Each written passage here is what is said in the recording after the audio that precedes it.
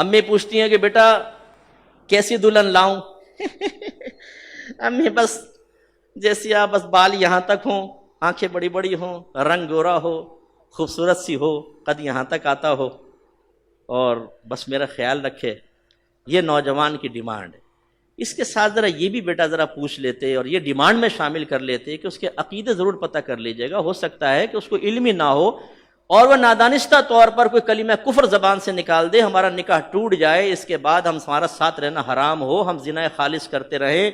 کوئی تھوڑا بہت عقیدے کا علم اس کو ہونا چاہیے۔ اسی طرح امی وہ نمازی بھی ہو، احکام شرعیہ عملیہ جانتی ہو، پھر اس کے علاوہ وہ صغیرہ کبیرہ گناہ کو جانتی ہو، بچوں کی تربیت کا اس کو تمام تر انداز آتے ہوں، اس کا سلیقہ آتا ہو، اس سے میرا نکاح کرنا۔ نہ لڑکی لڑکے کے بارے میں ڈیمانڈ کرے گی، نہ لڑکا کرے گا۔ نتیجہ ہمارے سامنے ہے کہ ہمارے گھروں میں گناہ در گناہ در گناہ در گناہ۔ میرے آقا صلی اللہ علیہ وسلم نے ارشاد فرمایا کہ جو شوہر اپنی بیوی کو اپنے پاس بلائے جسمانی تعلق کے لیے اور وہ انکار کر دے تو تمام فرشتے اس پر رات بھر لعنت کرتے رہتے۔ یہ چھوٹی چھوٹی باتیں ہوتی ہیں، گھر میں لڑائی جھگڑا ہو گیا، شوہر سے تو تڑاک کر رہی ہیں، بے برکتی، کہنا نہیں مان رہی، بے برکتی، گناہ کر رہی ہیں۔ شوہر باہر نکل گیا، انہوں نے سنبھال لی فیس بک اور یوٹیوب، اس میں الٹے سیدھے چیزیں دیکھنا، یہ کرنا وہ کرنا۔ اس سے گھر میں برکت پیدا ہوگی؟ بے برکتی پیدا ہوگی۔ پھر جب بے برکتی اپنا اثر دکھاتی ہے تو پھر وہ ہم جیسے یا جیسے علماء تشریف فرمائے سب کے ساتھ ایسا ہوتا کہ فون آیا، مفتی صاحب ذرا چیک کیجئے گا، پتہ نہیں کس کمبخت نے جادو کروا دیا گھر پہ۔ اچھا آپ نماز پڑھتے ہیں؟ نہیں۔ روزہ رکھتے ہیں؟ نہیں۔ قرآن پاک کی تلاوت؟ نہیں۔ علم دین سیکھا ہے؟ نہیں۔ آپس میں گالی گلوچ تو چلتی ہوگی؟ جی ہاں تھپڑ بھی مارتی ہوں میں تو۔ اچھا بچوں کی تربیت کی ہوگی؟ نہیں۔ شوہر سے بدتمیزی ہو، سینے پہ چڑھ چڑھ کے گفتگو، لیکن جادو کروا دیا کسی نے۔ بھائی کسی نے جادو نہیں کروایا، سب سے بڑے جادوگر آپ خود ہیں۔ گھر میں نحوست آپ نے پھیلائی ہوئی ہے۔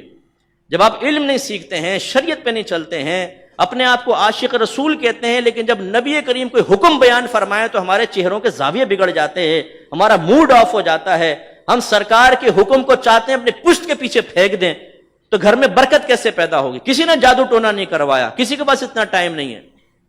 میرے استاد محترم مفتی اشفاق رضوی صاحب رحمۃ اللہ علیہ، ایک دفعہ ہم یو کے میں سفر کر رہے تھے، مفتی صاحب کہنے لگے، مجھے بھی مفتی صاحب کہتے تھے حضرت صاحب عاجزی میں، کہنے لگے مفتی صاحب لوگ کہتے ہیں کہ جی فلاں نے جادو کروا دیا، یہ جادو اتنا آسان نہیں ہوتا کہ کوئی کسی کے اوپر کرا دے، نہیں ہوتا جادو، اس کے لیے بڑی ریکوائرمنٹس ہوتی ہیں، بڑے مسائل ہوتے ہیں۔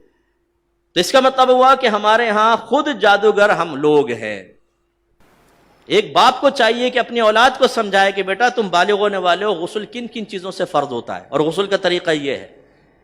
انگلش موویز دیکھ دیکھ کر جسمانی تعلقات کے بارے میں کہ کیا لیمیٹیشنز ہیں وہ پتہ ہی نہیں ہوتی نوجوانوں کو، سیکھتے تو ہیں نہیں، کیا کیا گناہ ہو رہے ہیں گھروں کے اندر میاں بیوی کے تعلقات کے بارے میں، وہ پھر ہم سے پوچھئے کہ کیسے کیسے معاملات ہوتے ہیں۔ اس میں شرم آتی ہے، نہ بچے کو خود سکھا سکتے ہیں، نہ کسی ایسی جگہ بھیجتے ہیں کہ بچہ سیکھ سکے یہ چیزیں۔ حالت حیض میں اگر شوہر اپنی بیوی سے جسمانی تعلق قائم کرے تو یہ مکروہ تحریمی ہے، بعضوں نے تو حرام قطعی لکھا ہے کیونکہ قرآن کی نص سے تو حرام ہے، اور اس سے اگر کوئی بچہ اس وتی سے پیدا ہوتا ہے تو ولد الحرام ہوگا۔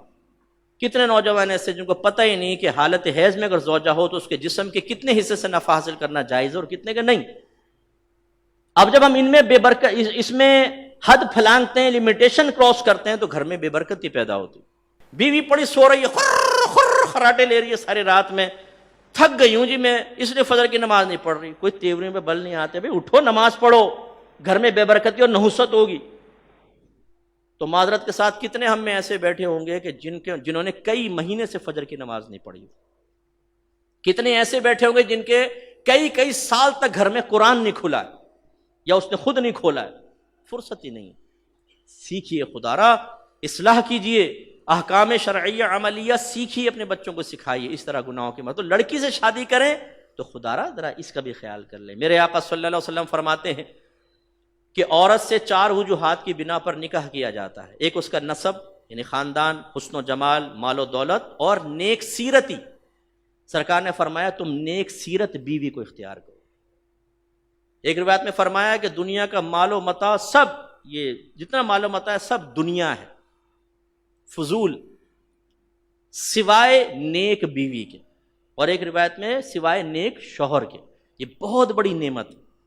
تو ہماری بچیاں بھی اپنے خواب میں، اپنے تصوراتی دنیا میں فلمیں دیکھ دیکھ کر کے ہیرو کا تصور قائم کر لیتی ہیں. لہٰذا ایک نیک پرہیزگار نوجوان کی فوٹو سامنے رکھیں، اور ایک یہ یوں کر کے کھڑا ہوا ہے، پف نکال کے، سگریٹ ہاتھ میں، منہ ٹیڑھا کر کے، یہ کچھ اچھا لگ رہا ہے. دیندار کو نہیں. ایک نوجوان نے ابھی دبئی سے مجھے میسج کیا، مفتی صاحب 30 سال کی عمر ہو گئی ہے، داڑھی کی وجہ سے کوئی رشتہ ہی نہیں آتا، کیا میں ایسا کر سکتا ہوں کہ تھوڑا داڑھی صاف کروا دوں، جب نکاح ہو جائے پھر کر لوں؟ اور میں نے کہا بھائی خدا کا خوف کر. پھر اس کو سارا سمجھایا کہ بیٹا اگر داڑھی والے سب کے سب غیر شادی شدہ ہوتے تو میرے 4 بچے ہیں، سب کی شادی ہو جاتی ہے. یہ تم خیال ذہن میں ڈالا ہو کہ داڑھی رکاوٹ ہے. شاید کسی نے کہا بھی ہوگا، اسی سے اس کا احساس پیدا ہوا نا، لیکن ہوگی. تو ہمارے جو نوجوان بیچارے دیندار قسم کے ہوتے ہیں انہیں ریجیکٹ کر دیا جاتا ہے. جو ہماری بچیاں پردہ کرتی ہوں، نماز پڑھتی ہوں، خاندان والے کہتے ہیں نہیں بھائی یہ برقعے والی بچی نہیں چاہیے، ہمیں تو ایسی لڑکی چاہیے. بڑی معذرت کے ساتھ میں لفظ کہہ رہا ہوں کہ جو بال کھول کر غیر مردوں کے پاس سامنے آئے، میک اپ کرے تو شوہر کے علاوہ سارے اس کو دیکھتے رہیں اور اس کے بارے میں گندا سوچے، گندی بات کریں، گندے کمنٹس پاس کریں، ایسی بہو چاہیے ہمیں. اور نکمے ترین شوہر میں نے دیکھے، نکمے ترین. اگر زوجہ بیچاری برقع کرنا چاہتی ہے، وہ حرام نہیں کرنا چاہتی، تو یہ شوہر زبردستی کرتے ہیں. ایک بہن نے کہا میرا شوہر کہتا ہے میرے دوست گھر پر آئے ان کے سامنے بلا پردہ بیٹھو، کیونکہ جب میں جاتا ہوں ان کی بیویاں بھی میرے سامنے بیٹھتی ہیں. او پپو تو اپنا مطلب حل کرنے کے لیے بیوی کو، دوسروں کو دعوت نظارہ دے رہا ہے اپنی بیوی کے بارے میں. میرے نوجوان بچوں، یہ بے غیرتی ہے، بہت بڑی بے حیائی ہے. جب بچی کی شادی ہو جاتی ہے، خالو یہ نامحرم ہے. اسی طریقے سے کزنز نامحرم ہیں. اب ان بے پردہ نہ آنے دیں گھر میں. لڑکی کو پردے کے ساتھ ان سے گفتگو کی اجازت ہے، اپنے پورا جسم کور کرے، کم از کم اسکارف، چلو ٹکلی کھول لے، اس کی پھر بھی گنجائش نکلتی ہے، نقاب کرے اور اپنے آپ کو مکمل چھپائے پھر بھی ہے. لیکن بعض خاندانوں کے معاملات بہت سخت ہوتے ہیں کہ اس میں پھر دین پر ایسا طنز کرتے ہیں کہ معاملات پھر آہستہ آہستہ سنبھالنے کے لیے بتدریج. لیکن یہ تو کم از کم ہو اور تنہائی میں کبھی نہ ملے. لیکن نہیں، میرے آقا صلی اللہ علیہ وسلم نے ایسے شخص کو دیوس فرمایا جو اس بات کی پرواہ نہ کرے کہ میرے گھر میں بیوی کے پاس کون آ رہا ہے. اور دیوس کا اردو ترجمہ ہے بے غیرت. یہ میرے نبی نے ارشاد فرمایا.